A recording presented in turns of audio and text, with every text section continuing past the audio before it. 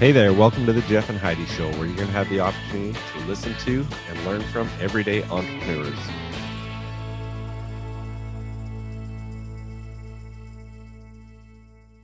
Well, welcome. We want to welcome Jesse Todisco. I know him as Jesse T. And welcome to our show today. Jesse is an entrepreneur extraordinaire. He is the founder of 46 and 2 Wealth Partners. He's got a bunch of different things in his background, entrepreneurial, and he's also the host of the Jesse T podcast show. And so we're excited to have him on with us, and welcome to the show. Thanks so much for both you and Heidi and you, Jeff, to have me on. I'm excited to have a great conversation, and thank you to your listeners of the show as well. Super. Well, we want to get right into it. So we've talked a lot, and I know a lot of what you focus on. And for those that are watching it on the video, they can see the poster in the background. You focus a lot on mindset. So tell us a little bit about yourself, what you're doing currently, and just what our listeners would like to hear. Yeah. So, what I'm doing currently is a few things.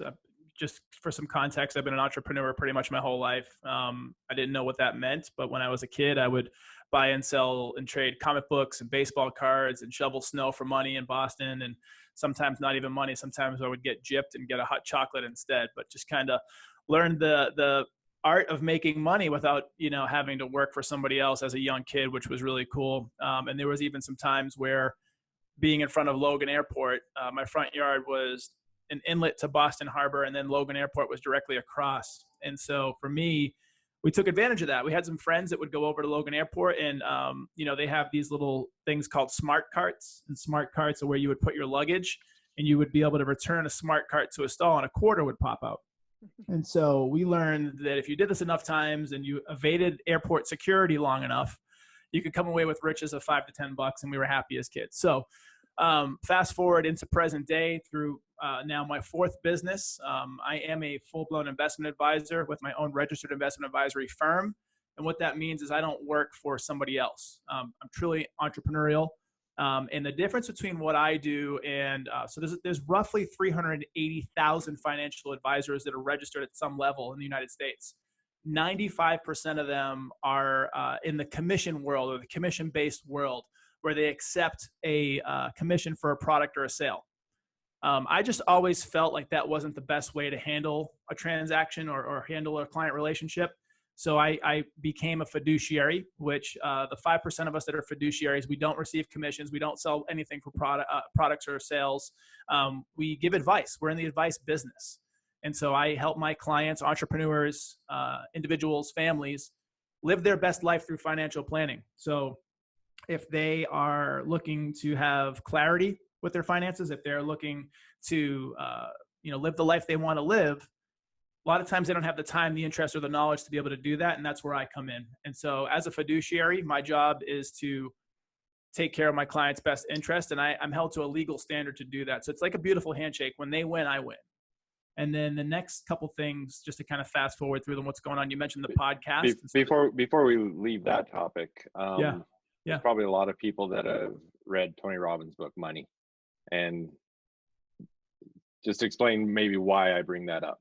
Yeah, so Money Master the Game by Tony Robbins is a collection of about 50 investment managers from across the world who share their insights and share their knowledge with Tony. Tony's an amazing leader, but he's also an amazing student. So he sought out these investment managers to find out how money works. And he learned that money is somewhat of a game. If you treat it as a game, gamification is something that's been big over the last few years in social vernacular. But looking at it instead of like something that's arduous or something that's not interesting or something that's not fun, you can really enjoy it. And so he took from the most brilliant minds in the world on how to keep more of your money, how to build retirement portfolios, how to utilize businesses and different strategies to be able to become wealthy, essentially. And so that's where the concept is. And inside that book, it talks specifically to working with a fiduciary versus working with a registered rep or a broker. And listen, they're amazing human beings that do that. It's just for me to feel comfortable about how I manage my clients and their most important things to them. I wanted to do it at the highest level. And he recommends working with fiduciaries in his book. Awesome. Thank you. Yeah, I just wanted, while you had mentioned that, I wanted to tie that in. A little plug for you. I appreciate that. Yeah, sorry. Continue with your story. Sure. No, I could get on a tear. So just let me know whenever you need me to pause. But with the Jesse T show, it is something that was born out of this idea where I'm a learner, a lifelong seeker in many different ways, from spiritual to enhancing my family ties to health and wellness to business. And I do a lot of that through podcasts and listening to different thought leaders in podcast land and Audible and all these places. But not only is that the way that I learn, but I realize that you can meet a lot of interesting people that way. And so for me, it was something that I liked. It was a way to meet really cool people. And it was a way to highlight people that were doing something in this world that I felt their story needed to be shared. And so the idea was born. It started off as a YouTube channel. It started off as interviewing entrepreneurs, thought leaders, athletes, and creators on what they've done, what they've overcome, what they've built, things they've done, and basically taking their journey and their practical ideas of what they've been able to accomplish and share them with people that are growth-minded, that are business-minded, that want to level up in different areas, from the business to the relationships, health and wellness. And so the really cool thing about it, we've been doing it for about 1.5 years now.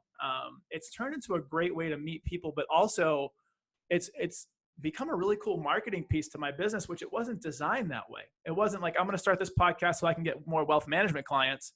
But there's this beautiful reciprocity where someone comes on the show and they're like, well, tell me more about what you do over here. And they want to help. They want to introduce me to more people. They want to potentially become clients. It's just been this great way to have a business card that's not your traditional old school business card. So very cool. I'm interested to hear how you and Jeff connected. Yeah. So we, I want to say that we connected through Instagram, through a DM, and we just hit it off. We just started talking, and I think that there was a common connection. I know there's a common connection. Actually, interestingly enough, Tori Gordon, who is, she does coaching and she does business strategy. They know each other, and you could tell this story better, but the real interesting story about her and I, she and I are going to be going to a Wim Hof breathing thing on Sunday. So we get to go swim in some really cold water. We get to learn how to do this breathing technique, which helps with so many different things, from health and wellness to mindset. And so these doors have been opening through these connections that we share. Yeah, absolutely. What kind of breathing? So have you heard of this, Jeff, or? No, I haven't. No? Okay. So Wim Hof, he's got to be in his early 60s. And he has done some incredible things with science. And he's done them through the form of a breathing technique. So this guy will hike, the Antarctic, I don't even know where, but he'll hike in frozen places. He'll swim in frozen lakes, essentially. And he's not affected by it. And it's through his mindset and breathing training, specific practical tools that he has. And I saw a video where they injected him with a strain of E. coli, and it was supposed to give him fever and sickness. And through his training, he was able to ward off any effects. And it was actually documented if you pull it up on YouTube. So he's this incredible coach, this mindset maven, essentially. And so there's a local chapter that believes in his stuff, and we're going to go to this conference, and we're going to go sit in some cold water, and we're going to learn how to breathe better. So very cool. Yeah. You have to let us know how it goes. I will. I'll take some video too. I'll share it with you. Cool. All right. You talked about with your podcast, you talk about high achievers, things that they've overcome. You've got an incredible story of some of the things that you've overcome in your journey. Do you mind sharing any of that? Sure. It's part of why I'm here today. So, and thank you for allowing me to do that. So, without getting into super time consuming stuff, I'll just kind of give some high level overview to give some context. And then if you want to pull something out, I'm down to talk about it. So, I grew up, my mom and dad were married before they had me. And then when they found each other, they didn't want to get married again. So technically my mom and dad were never married, but they had me. I was their child of love. And essentially that set a course of being raised by a single mom because, they were never married. And, my dad, he faced a 40-year heroin addiction. And he amazingly survived through that addiction. And he actually put down the needle. And he lived about 12 more years after he finally stopped doing heroin, became an amazing dad, became, an amazing grandfather to my 2 sons. Well, during those 40 years wasn't always amazing. And so I kind of had this battle, going through internally with emotions and feelings of, not really being led the way that I felt that I should. And so I was, faced with that. And then the next thing growing up for a few years, I was bullied pretty heavily. And maybe it was because I didn't have that masculine influence or whatever it was. But there was a group of people, there was about 4 of them, and they would essentially practice their karate moves on me as I would go home. And it was weird because, for some reason I was just gripped by fear. And I was just never able to fight back for some reason. I felt like it was the pack mentality. There was 4 against 1. And I would just get my butt kicked every time. So I took a beating pretty much every day for years.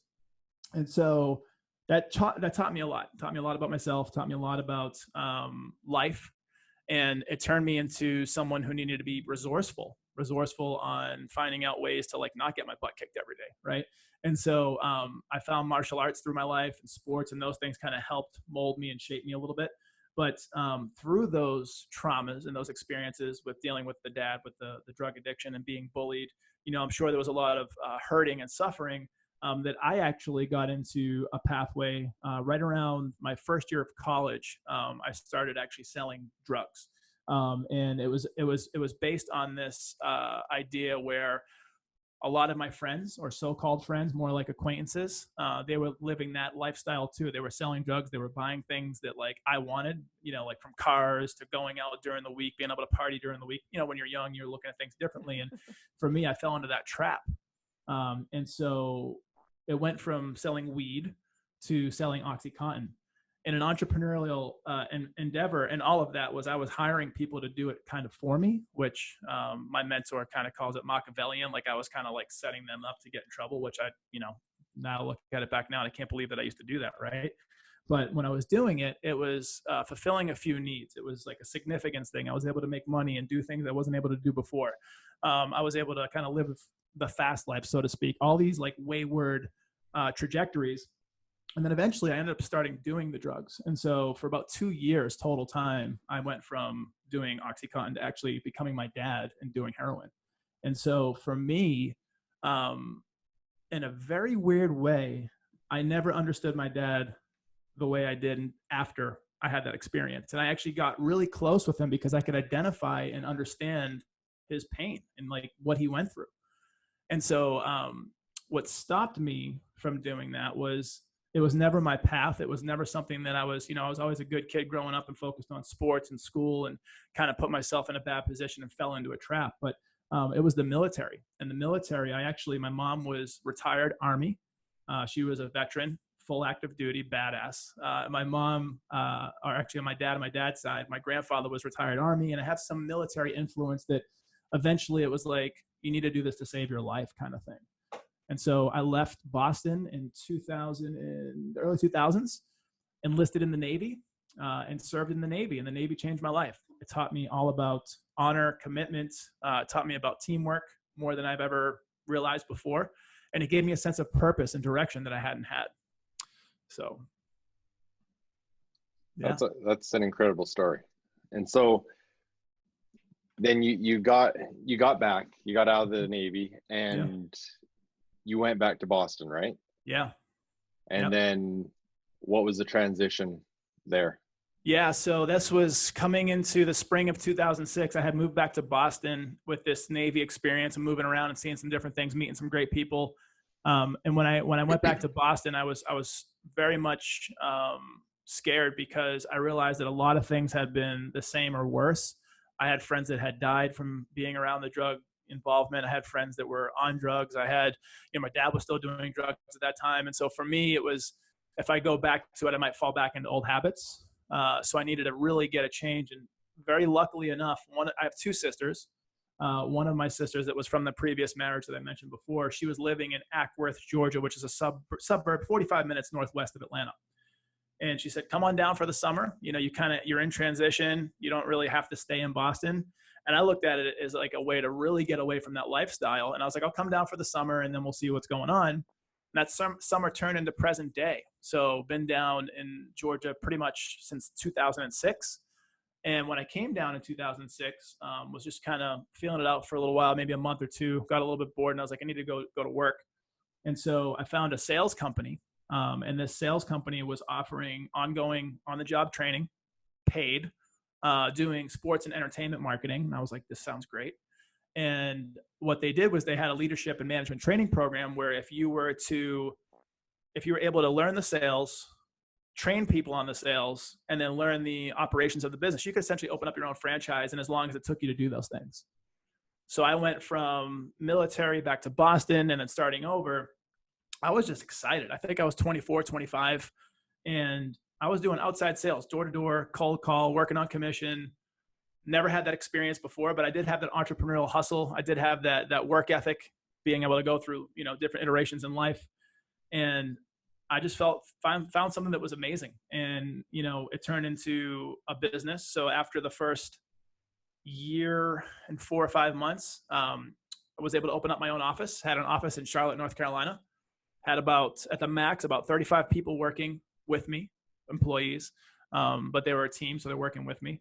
And we had clients that were significant. We had the Charlotte Bobcats. We had AFL football team, Carolina Speed. We had local golf courses, restaurants, hotels, and essentially, to kind of put it into context, it was like Groupon before Groupon was really big. So if you saw empty seats at a ball game, if you saw empty reservations at a restaurant, we would put together these promotions that would give discounts on these services and incentivize these owners or these employees of these companies to go use those services. And so that turned into about a 3.5-year run, I would say. And then my wife and I were actually hit with a lot of tragedy, actually. So we got pregnant. My wife was in this business as well. We were business partners. And when we got pregnant, pregnancy was healthy and everything, but at delivery, my wife went through a 40-hour labor, and our daughter came out injured at delivery, and injured to the extent of needing life support to survive. And so air was compromised at some level. There was never really a definitive answer on what happened, but basically her airway was compromised somewhere, and it caused a ton of damage. And we were in the NICU, which is the neonatal intensive care unit. It's where they put babies if there's any issues after birth. And after 7 days, there was no signs of life outside of being on the machines. So we had to let her go. And what that looked like was the doctors took her off the machines, put her in my arms, and I held her until she took her last breath. And so extremely surreal, not like the movies where you see someone pass away pretty quickly and it's beautiful, romantic. And this took like 10 to 15 minutes of her fighting, because she's a fighter. And after those 10 or 15 minutes, she passed away, and that set us on a whole trajectory. That was right around 2008, and I was in that business for a little bit longer. But that was another huge catalyst into the story. Wow. Oh yeah. So, I guess what did you do to overcome that? I know that you probably can never really completely overcome it, but like, what was your next step to get yourself, back to, I don't know. Yeah, no, that's it's a big one, because like you say, you're always healing from that. But I'll tell you, the things we took, the steps we took initially were not the right ones. It was not knowing where to turn initially. It was depression, full-blown depression. I went from being this sales leader, someone who had been in the field and led through example, and then now teaching my team how to do the same things, having to be, a shining light for them to take, 100 different no's every day to find 10 yeses, and be motivated to do it, and motivated to train other people how to do it. And I couldn't get out of bed. I was tired. I was, getting fatter because my diet was off, just like, healing myself through food, like comfort food, all this different stuff. And so I realized after about 3 months that I couldn't lead them anymore. Talk about imposter syndrome. Like, for real, I couldn't lead them. And so my wife and I decided to shut down that company. We sold some of it off. We gave some to an up and coming manager / franchisee. And then we let some of it go. And we decided to move back to Georgia, which is where she's from, because we were in Charlotte, North Carolina for a while. And moving back to Georgia meant two things. It meant getting her closer to her family and her support system, her network, because she has a huge, strong, close-knit family here. And it also meant going back to work part-time, in the sense of we were working 80, 90, sometimes 100 hours a week in our business, 7 days a week, because we hadn't had kids up until we had Alana. So we could do those things. And then realizing that the responsibility and intensity of running a business right now was something we needed to put on hold. And if we go back to work part-time for somebody else, 40 to 50 hours a week, that was part-time for us at that time, that would make sense. Yeah. That's what we did. And so in 2010 is when we moved back to Georgia. And pretty quickly, you know, we found our careers that we're into to this day. So my wife is a director of leadership and development for a payroll technology and benefits company. And she's been doing that in that industry since she's been back here. And I found finance. And for me, that looked like was much like Jeff did. I started off as a banker in a bank. And then I moved up to a branch manager / business banker. And then I got a VP title, which I don't know if this meant anything in your day, Jeff, but for me, it meant pretty much nothing. I had just a title. But the cool thing was I did get to do a couple things. And we talked about this already before I was meeting with, as the branch manager / quasi business banker, I was meeting with a lot of business owners, and whether that was in the community networking and building partnerships, or whether that was clients that were coming in for their banking needs, I was still able to stay around that entrepreneurial lifestyle in a sense, kind of vicariously living through them. And I could learn about what they're building and what they're doing, and just kind of really, in a sense, it was almost like more training. It was more learning. It was more self-development. And it was really making me realize that I still wasn't in the right place by working for somebody else. I kept on seeing these people like, man, I need to go back to being independent. It took some years. I was in banking for about 5 years. And then from banking, I was recruited away to State Farm as an agent. And the thing there was becoming an entrepreneur again. State Farm has a huge banking operation, so they do all the same stuff that a bank does, just virtually. So I would match over there pretty well with my current book of business, so to speak. And then they also offered a financial planning arm of their business, which is where I wanted to go. The direction, after being in banking for years, I saw what I wanted to do, which was become a financial planner. So they gave me all these things. Long story short, I worked for all of them, for licenses and different things, opening up the office.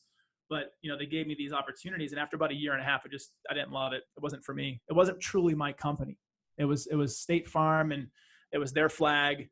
And I still had a manager. Even as a business owner, I had someone telling me what to do, which I'm like the type of person that I love coaching. I love being mentored, but this person was not the best person in the world. And it was just more confirmation that I needed to get out of that industry altogether. Because it wasn't your choice to the person above you. It wasn't like you hired that mentor or that coach. It was put there. Yep, that's right. Just force fed upon me and teaching us all terrible things, and like all those insurance nightmares of, just, I won't even get into detail, but like all those negative connotations like exuded from this person on how to be an insurance agent. I just was not jiving with that at all. Right. Yeah. So from all these different experiences you've had, take someone an entrepreneur that's just starting, they're in a startup phase, or even someone that's in the middle of running and operating their business. If you could look back on your history and pick out one tough lesson that you learned, that if you could help somebody out, what would that be? There's two pieces to that. So the first piece is kind of the boring part, but it's the real part of running and starting and thriving in a business. And it's having the means to do so. And so making sure that you have the cash on hand, making sure you have the connections, making sure you have the product and services available. Like you have to have something to be able to lean on, but and it's tangible. But really the biggest overarching theme for somebody who is there is just completely being real with yourself and self-aware of your capabilities, self-aware of like just living your truth, like, and not listening to the noise. That's the biggest thing I could say, especially someone who's transitioning from corporate maybe to starting their own business, whether it's through like a side hustle or like a franchise opportunity or just something from the ground floor up. You have to really have that conviction in your belief, the belief that you see a vision for yourself or vision for your family or vision for your clients, and living and stepping into that every day, and really kind of, for lack of better terms, having the balls to show up every day and being able to take the hard nose or take the learning lessons and being able to fail faster. Don't be afraid of failure. Like, so the biggest thing is being truthful and honest with yourself and putting in the reps every day, because no one else is going to do it for you. So you have to have that push. You have to have that discipline. You have to be able to execute. Awesome. Thank you. What do you consider success? So many different levels. Happiness is probably the biggest thing. Yeah. So, and that could be anywhere. That could be happiness with, you know, the mark you're leaving in the world, the people you're touching. That could be happiness with the size of your bank account. That could be happiness with the relationships that you're building or that you're enhancing. Happiness with your health and wellness. Happiness with your spirituality, whatever you believe in. The biggest thing that ties into that is the freedom of time for me. Because of all these losses and because of these negative things that have, you know, I'm extremely grateful for in a very, you know, strange way. I'm grateful for all these experiences because they've led me to where I am today. The value of time is, for me, the most important thing in the world. And so time spent with family, time building the business, time learning more about God, like whatever you're into, doesn't matter. It's just the time that you have. And so one thing I could say that would leave for people, the mentality around it is there's a old Stoic philosophy, and it's called memento mori. And memento mori is the knowledge of your own death, knowing that you're going to die. And why that's important and how do you use that as a tailwind is if you know that you're mortal and you know that you're not guaranteed the next second, what would you do with your time? How would you show up in the world? How would you operate? How would you interact with people with each relationship? Would you just kind of like muddle through, or would you really give a crap and like go for it? And for me, I've learned that having those issues, those negative things in my life have pushed me towards knowing the exact value of time and really showing up in all areas of life. And one thing I could say that I've had in conversations a lot recently is there's no such thing as balance. There's no such thing as perfect balance between all those silos or all those buckets of life. But having an hour with your kids at night, shutting off your cell phone, like playing with them, having food with them, like spending time with them, like take advantage of those moments, and then everything else will kind of take care of itself. Thank you. Yep. Well, tell us, you know, there's a lot that you've got going on. Tell us, tell us about the Jesse T Show, how people find you, the 46 and 2, everything. Just let us know how anyone that's watched this wants to connect in any way, whether it's Instagram, Facebook, LinkedIn, T Show, whatever. Just fill us in. I will. And the one other thing, and I want people to connect to this because if it could help them, is our nonprofit. And we have a nonprofit called Alana's Angels. And Alana was our daughter before she passed away. And now we have 2 beautiful, amazing sons that can raise holy hell, but they're great human beings too. So we've been through the losses, but now we have our sons, which is great. But Alana's Angels, it was born, it's a 501c3 here in the state of Georgia, so it's a nonprofit, and it was born in the need for people to have a catharsis. And so going back to Heidi's question, you know, that depression and that not doing the kind of the work, so to speak, we did start doing the work. So we started going to counseling and therapy and everything and building a community. And through all of that, through our own catharsis, Alana's Angels was born. And Alana's Angels serves people that have lost children, anywhere from a miscarriage all the way up to the passing of an adult child. And so if there are people that listen to this that know someone or that have experienced any of those tragedies, like we have support and services in place that can help. So the first one I would say is at Alana's Angels, which can be found on Facebook, ALANAS, and then Angels with an S, at Alana's Angels. If you are going through a season of life where you had a loss and you need someone to turn to, we can help. The Jesse T Show, it's just the Jesse T Show. So the Jesse, Jesse, and then TEE Show. It lives on YouTube. It lives everywhere in the podcast world, from, you know, iTunes, Spotify, Stitcher, Google. If you're looking to learn about people's journeys and, you know, hear their story, it's a great place to, you know, be for a growth-minded person to level up. And then for 46 and 2 Wealth Partners, it's 46, the numbers 46 and the word AND, and then the number 2. So 46 and 2 wealthpartners.com. And then if you want to follow me on social media, it's at Jesse T. So JESSETEE.